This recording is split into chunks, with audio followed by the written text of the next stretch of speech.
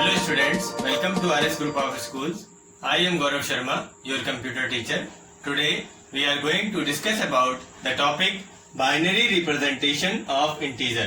हम आज आपके सब्जेक्ट के topic binary representation of integer means integers का बाइनरी रिप्रेजेंटेशन किस तरीके से हम कर सकते हैं उसके बारे में हम डिस्कस आज करेंगे। तो ये आपके सब्जेक्ट का टॉपिक है जिससे रिलेटेड टॉपिक हम इसकी लास्ट क्लास में आपसे डिस्कस कर चुके हैं, जिसमें आपको बाइनरी नंबर्स के बारे में बताया है और जो भी नंबर सिस्टम और भी होते हैं उनके बारे में भी बताया गया है, उनके आपस में कन्वर्जन्स भी बताए गए हैं। ठीक है, तो वो डिटेल आपको बताई जा चुकी है। तो उसी से रिलेटेड ये आगे का टॉपिक है जिसमें आपको अब ये बताया जाएगा कि जो हमारे इंटीजर्स होते हैं, इंटीजर्स मीन्स हमारे जो नंबर्स हैं, इंटीजर नंबर्स हैं, उनको हम बाइनरी नंबर सिस्टम में किस तरीके से रिप्रेजेंट कर सकते हैं। तो उसको रिप्रेजेंट करने के लिए हमारे पास डिफरेंट काइंड्स के मेथड्स होते हैं, जिनमें से कुछ मेथड यहाँ पर हमने लिखे हुए हैं। इनकी हेल्प से हम अपने इंटीजर्स नंबर्स को क्या कर सकते हैं, बाइनरी में रिप्रेजेंट कर सकते हैं। तो वो उनके नेम देखिए क्या है, यहाँ पर लिखा हुआ है। देखिए जैसे कि यहाँ लिखा है sign and magnitude representation means हम अपने इंटीजर नंबर को साइन और उसके मैग्नीट्यूड के द्वारा रिप्रेजेंट कर सकते हैं। ठीक है, साइन एंड मैग्नीट्यूड रिप्रेजेंटेशन होता क्या है ये हम अभी आगे डिस्कस करेंगे। इसी तरीके से ये है हमारा वंस कॉम्प्लीमेंट और थर्ड नंबर में यहाँ पर लिखा हुआ है टूज कॉम्प्लीमेंट रिप्रेजेंटेशन। इस तरीके से ये तीन अलग अलग मेथड्स हैं जिनकी हेल्प से हम अपने इंटीजर नंबर को बाइनरी में रिप्रेजेंट कर सकते हैं। तो हम सबसे पहले देखेंगे कि साइन एंड मैग्नीट्यूड रिप्रेजेंटेशन के अंदर किस तरीके से हम इसको रिप्रेजेंट करेंगे। तो स्टूडेंट्स अब हम यहाँ पर बात करेंगे साइन एंड मैग्नीट्यूड रिप्रेजेंटेशन की, कि इंटीजर का साइन एंड मैग्नीट्यूड रिप्रेजेंटेशन किस तरीके से किया जाता है। ठीक है, तो यहाँ पर हमने आपको बताया है कि जो हमारा इंटीजर नंबर होता है वो टू टाइप्स से उसको हम डिफाइन कर सकते हैं, एक पॉजिटिव इंटीजर और एक निगेटिव इंटीजर। ये बात आपको पहले से भी पता होगी। तो क्या पता है कि हम इंटीजर को टू टाइप से बता सकते हैं कि हमारा इंटीजर टू टाइप का हो सकता है। कैसा, एक पॉजिटिव नंबर में और एक निगेटिव नंबर में। तो पॉजिटिव वाला कहलाएगा पॉजिटिव इंटीजर, निगेटिव वाला कहलाएगा निगेटिव इंटीजर। अब इसके एग्जाम्पल यहाँ पर कुछ दिए हुए हैं, जिनको इस बात की जानकारी नहीं थी तो उनके लिए ये एग्जाम्पल से उनको समझ में आएगा। क्या समझ में आएगा कि पॉजिटिव इंटीजर जो है वो जैसे कि हमारे यहाँ पर दो नंबर लिखे हुए हैं, दो अलग अलग नंबर लिखे हैं। यहाँ लिखा है 15 जो कि प्लस साइन के साथ लिखा हुआ है। इसी तरीके से यहाँ लिखा है 22, इसमें कोई साइन नहीं लगा है। तो इसका मतलब समझिए क्या है, अगर हम किसी नंबर के आगे प्लस साइन लगाते हैं तो इसका मतलब है कि वो हमारा पॉजिटिव इंटीजर है। इसी तरीके से अगर हम किसी नंबर के आगे कोई साइन नहीं लगाते हैं तो उसका मतलब भी यही होता है कि ये हमारा पॉजिटिव इंटीजर है। ठीक है, इसी तरीके से अब हम बात करेंगे निगेटिव इंटीजर की। निगेटिव इंटीजर में अगर हमने नंबर के पहले निगेटिव मीन्स माइनस का साइन लगाया हुआ है तभी वो निगेटिव इंटीजर कहलाएगा। अगर साइन नहीं लगा है तो वो निगेटिव इंटीजर नहीं है। मीन्स वो अगर कोई साइन नहीं है या प्लस का साइन है तो पॉजिटिव इंटीजर, अगर निगेटिव का मीन्स माइनस का साइन है तो ही वो निगेटिव इंटीजर कहलाएगा। तो ये तो बात हो गई कि हम नंबर्स को कैसे पहचानते हैं कि वो पॉजिटिव इंटीजर है या निगेटिव इंटीजर है। अब हम बात करेंगे कि इनका बाइनरी में रिप्रेजेंटेशन कैसे होता है। मेन टॉपिक हमारा यही है क्या, कि हम इन नंबर्स को बाइनरी नंबर में कैसे रिप्रेजेंट करेंगे। तो उसके लिए हमने यहाँ पर 8 बिट कोड लिया है। हमने कोई एक वर्ड के अकॉर्डिंग कोड लिया है। जो हमारा वर्ड के अकॉर्डिंग हमारा जो बिट है वो 8 बिट कोड यहाँ पर शो हो रहा है। तो 8 बिट कोड के अकॉर्डिंग हमने जब कोई एक नंबर ले लिया, हमने यहाँ लिया हुआ है प्लस का 15 मीन्स हमने प्लस के 15 नंबर को बाइनरी में रिप्रेजेंट करके दिखाया है।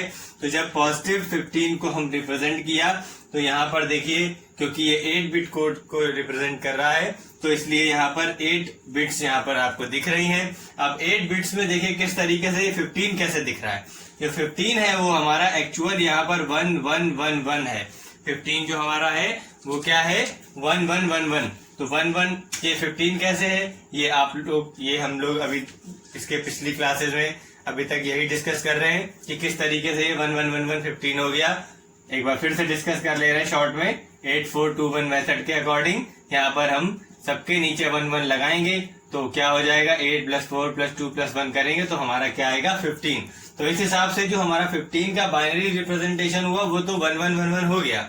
ठीक है, अब ये जो यहाँ पर 0 लगे हैं तो ये 4 0 इसलिए लेने पड़े क्योंकि हमारा ये 8 बिट कोड है। एक बात ये क्लियर हो गई, टोटल हमारे 8 हो गए। अब मेन बात आती है हमारी कि साइन एंड मैग्नीट्यूड रिप्रेजेंटेशन हम किस तरीके से यहाँ पर शो करेंगे। तो जो हमारा ये सबसे ये पहली बिट यहाँ की जो है इस तरफ की, इसको हम कहते हैं मोस्ट सिग्निफिकेंट बिट। क्या कहते हैं? Most significant bit means MSB.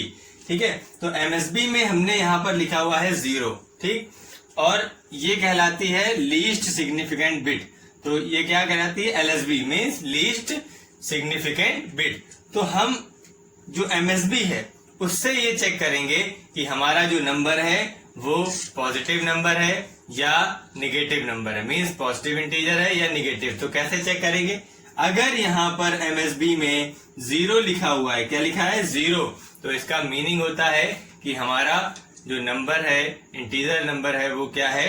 Positive integer है। ठीक है, तो इससे हमें क्या पता चला कि जो 0 है वो पॉजिटिव इंटीजर को क्या करता है? रिप्रेजेंट करता है। और इसी तरीके से इसका अपोजिट हो जाएगा।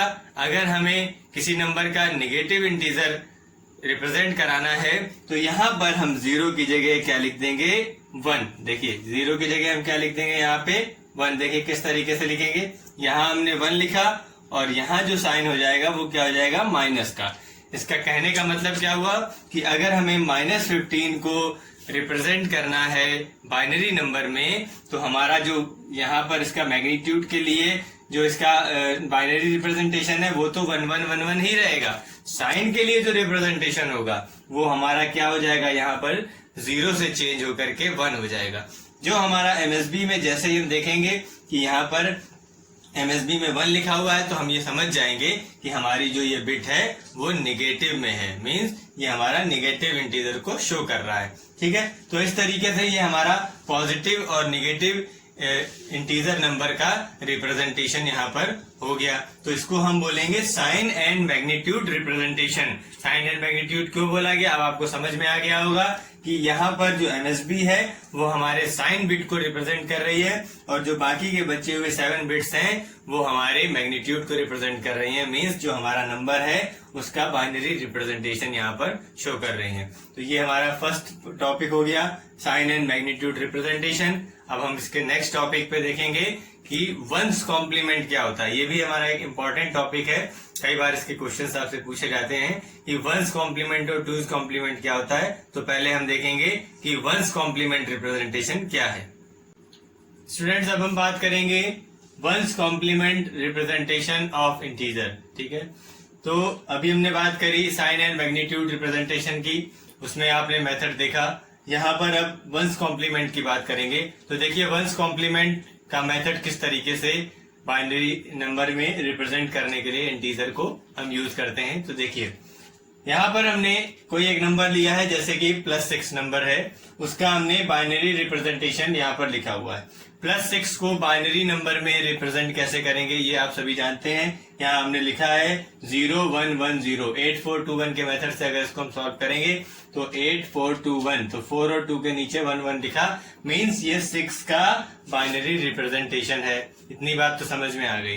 अब हमें क्या देखना है कि इसका वंस कॉम्प्लीमेंट क्या होगा। वंस कॉम्प्लीमेंट निकालने के लिए जो भी हमारे बाइनरी नंबर में जो भी नंबर्स लिखे होते हैं उसमें हम 1 को 0 से और 0 को 1 से इंटरचेंज आपस में कर देते हैं। तो हमारा ये जो नंबर है वो हमारा उसका वंस कॉम्प्लीमेंट बन के आता है। ठीक है, तो देखिए किस तरीके से किया गया है।